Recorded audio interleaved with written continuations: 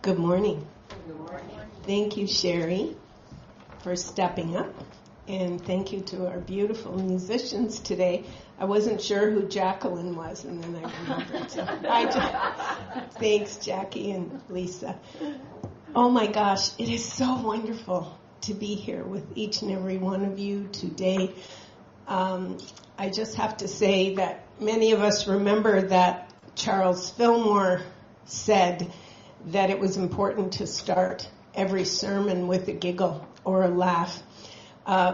He knew that that was a way to keep the bones from getting brittle and dry. And so what rises up in me to share with you that's kind of funny this morning is that I had the chance to spend some time with my new grandbaby this week. And when I came back from seeing Caleb, I was, I don't want to say flattened, but let's say I needed some restoration. And my cousin Carmen, who's a physicist, you've heard me talk about him often, he called and he said, "Oh, so what are you up to?" And I said, "You know what? A whole lot of nothing." I said, "I can't believe it. I managed to do nothing all day today." And in his typically scientific way, he said, "Well, I'm going to put this in writing for you." He said, "But never underestimate the value of doing nothing." And I thought, I'm still learning that one. This morning, I am inspired by primarily two authors. One of them you've heard me talk quite a bit about before, and that is Dr. David Hawkins, who has dedicated a lifetime of work into the seminal work called Letting Go, the Pathway of Surrender. Who knows? Maybe we're ready to study it. The other one is just about 100 years before the publication of that one. And many of you will recognize Imelda Shanklin's "What Are You?" What occurs to me in looking closely at the scriptures as well that have uplifted me this week as I prepared is that truth is truth with a capital T wherever it surfaces. And it's amazing to me that what is true about the power of spiritual power and how to assure that we are aligned with it was true 100 years ago, probably 1,000, and it's still true today. So my first scripture is taken from Matthew chapter 5, and it covers verses 38 to 42. "You have heard it said, 'Eye for an eye and a tooth for a tooth.' But I tell you, do not resist an evil person. If someone strikes you on the right cheek, turn to him the other also. And if someone wants to sue you and take your tunic, let him have your cloak as well. If someone forces you to go 1 mile, go with him 2. Give to the one who asks you, and do not turn away from the one who wants to borrow from you." And the second reading is taken from the letter to the Corinthians, and it's the second letter, and it's found in second letter, chapter 10, verse 31.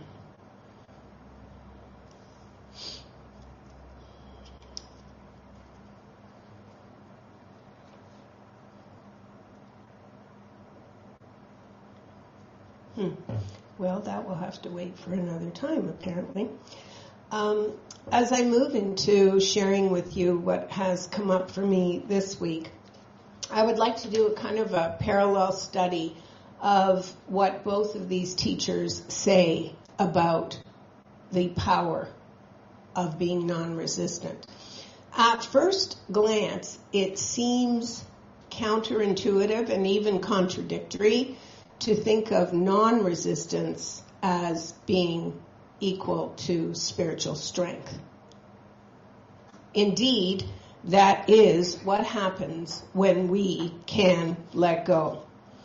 Imelda Shanklin defines resistance as any time that we oppose, we criticize, we resent, or we judge. Wow, I'm going to read those again. That's quite a spectrum of how the ego can pull us into its grip. So she says, resistance is the mental activity of opposing something, criticizing something, judging something, or resenting it. Dr. Hawkins says, non-resistance, which would be the opposite of what we just read, is the attitude of, it's okay if this happens, and it's okay if it doesn't. When we are free of attachments, there is a letting go that allows for the power and the presence to move in and through us. This amazing unity teacher from all those years ago goes on to say, resistance is not strength. Resistance is the weakness of ignorance that matches the puny personal will against the all-conquering impersonal. Some of us have heard a lot about the impersonal life in recent classes. It's actually a book by Joseph Benner, The Impersonal Life. Shanklin goes on to say, the appeal of resistance is to the beast. And resistance also means to oppose something either by inertness or active force, and that can be mental or physical. Each of us, is capable of developing non-resistance to such a degree that the flesh remains impervious to any kind of hurt. So those of us who are familiar with the fire walk with Anthony Robbins, all of that is about fearlessness. And so much of non-resistance for me comes back down to not being afraid, being able to welcome a circumstance, an illness, a personality, whatever it is. When we cease to allow fear, we become free. When we cease to be inspired, motivated. Inspired is really the wrong word there because inspired is of spirit.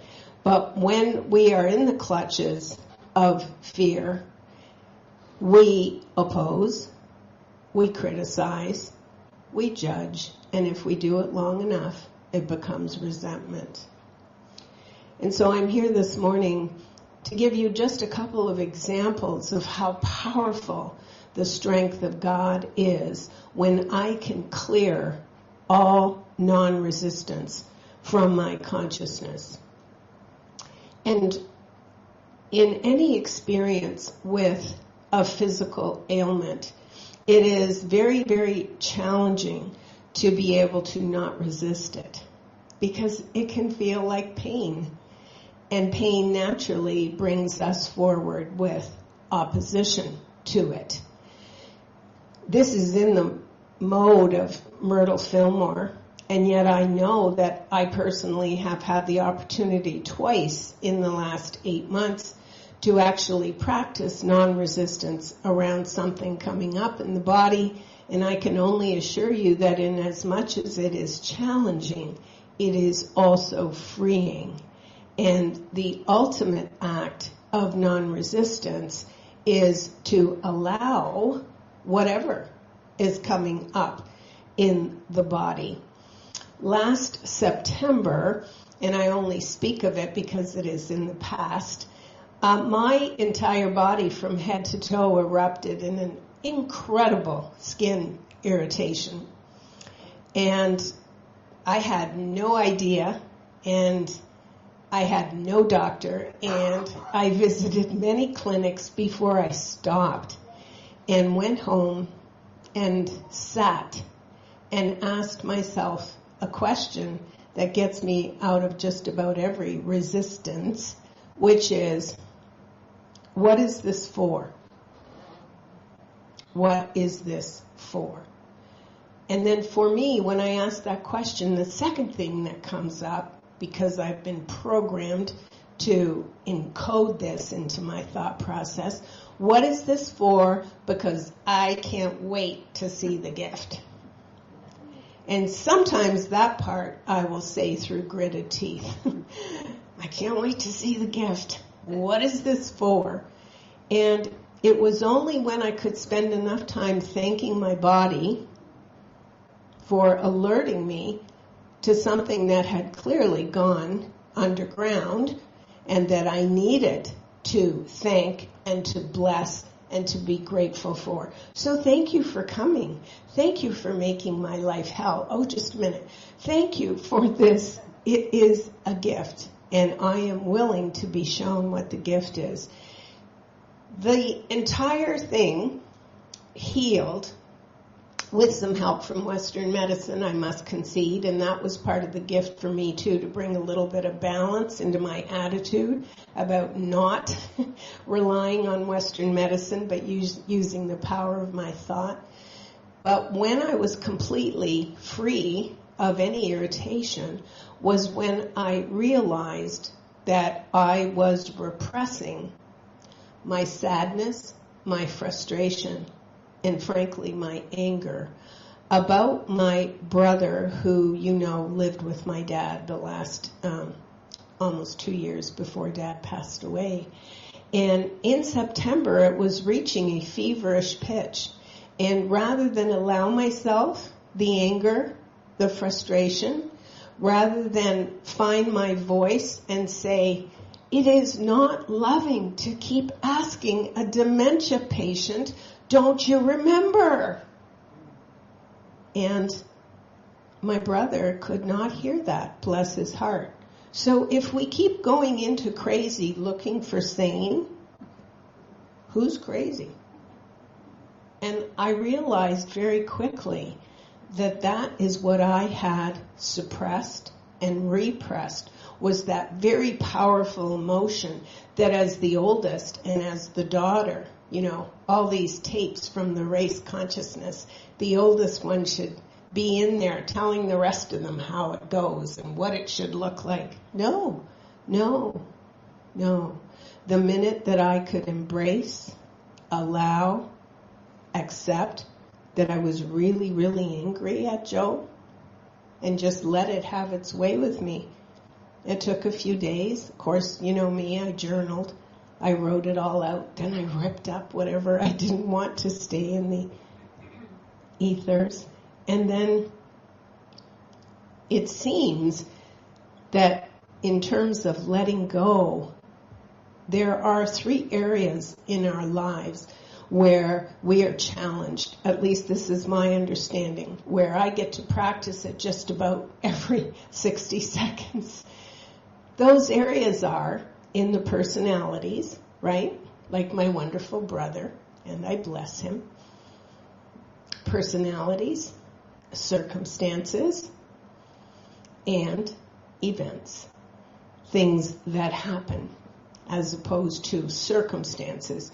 So here's my guidepost that I use for recognizing that I need to let go, that I need to notice that I'm resisting something, and that I need to open up my soul to God, to strength.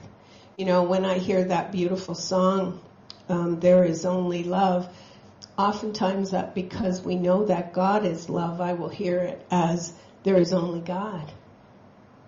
There is only God in what happened in September. And then I think this was just about a month and a half ago, I had another health opportunity, as I like to call it, that showed up. And this one came about, and I was really conflicted and very resistant, because now you see I was in the hands of this Western doctor, and she did an x-ray for me, and she said, "Oh my," and I said, "What?" And then she said, something going on in the femur, and then the word ended in OMA or something, and I said, no. She said, "Do you want to see an image?" I said, no. I said, "I don't want to see an image. What I would like is a copy of the x-ray, please." And so I didn't work with that very long before I called a friend over here. Oh, I forgot to tell you. She said to me, "I really think you should have an MRI, and it'll be about 12 months.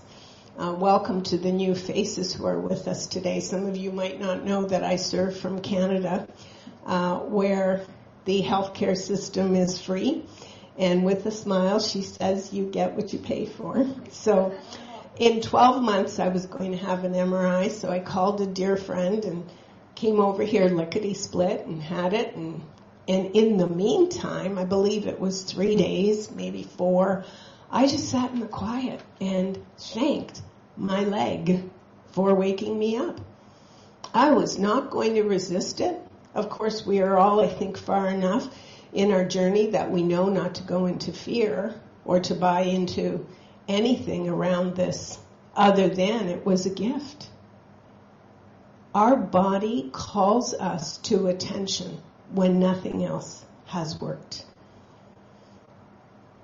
And so to have been completely non-resistant with this, accepting it, thanking it, knowing that it was a blessing, I was not surprised when the MRI came back showing nothing, at which point I was not even interested in going back to the doctor, because I knew that the inner physician had healed me.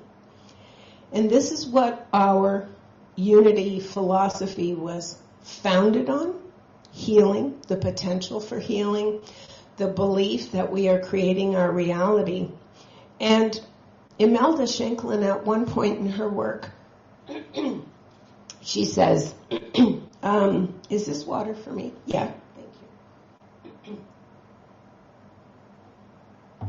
She says, what really forms the essence of my message today, which is non-resistance commands omnipotence. So when I can let go, when I can stop thinking I need to control this now moment or tomorrow or next week or last week, when I can really, truly allow it and be okay, as Dr. Hawkins says, non-resistance, he says, is being okay if it happens and being okay if it doesn't. And therein lies freedom. But let me go back. Shanklin says non-resistance commands. Do you hear the power of that verb? So when I can be non-resistant, it calls in omnipotence. The power, the strength, everything that is God available in me is called into action when I'm non-resistant. And this is why I say that non-resistance equals spiritual strength. She goes on to say, what did you think was the strength of Jesus Christ's teachings and life? She says the strength of Jesus the Christ was in his non-resistant attitude to the Father, to God, to Source, whatever we name it. She has some beautiful language which admittedly is archaic but very poetic, so I'm just going to quote these two. She says, mental resistance challenges to warfare all phantoms of the fictitious world. So, some of us call that the illusion out here. So she's calling it the fictitious world. And she says, non-resistance cancels all of those phantoms. It cancels all of those phantoms and brings tranquility instead of perplexity.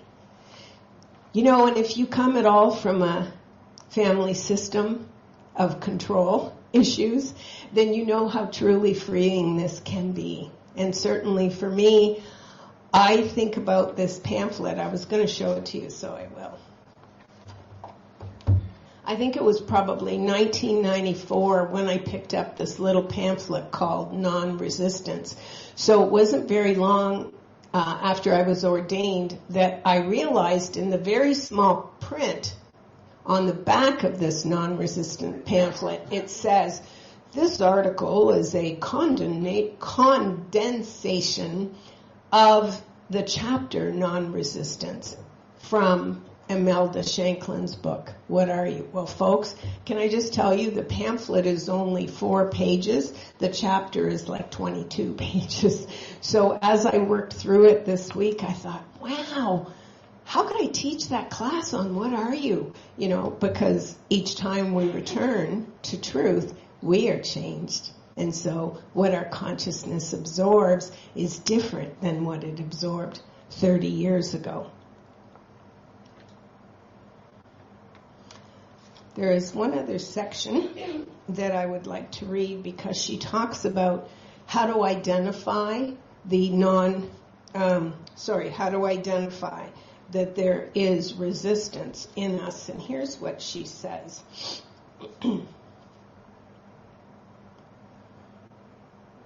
Non-resistance is not mere tolerance. It includes none of the assumed superiorities of your personal mind. Non-resistance is a positivity that offers no opposition. It does not even take any opposition into account. When you are non-resistant, you do not feel yourself superior to others. You have no enemies. You do not war with what is. And that's interesting because that's certainly coming into 21st century vernacular. It is what it is. Yeah, really, but do we live there? I'm trying. It says, when you are non-resistant, the energies of your body is adjusted to opportunities. And so how I read that is that when I can clear all need to criticize, judge, resent, or oppose, then I am essentially open, receptive, and responsive to divine strength that can flow through me and as me. And so in closing, I will say a prayer that often accompanied me for the 15 years that it took me to finish my studies here in Detroit. When you truly become non-resistant to your good, and so, you know, if you wish to take this in as we prepare for meditation with the I Am, when I am non-resistant to my good runs to meet me. And one more time, when I am non-resistant. You know what? And that involves not naming it, trying to, visualize it, trying to concretize it. No. Non-resistant is just, I am non-resistant and my good runs to meet me. I am non-resistant and my good runs to meet me. And I leave with you, non-resistance commands omnipotence, which is the strength of God. Amen.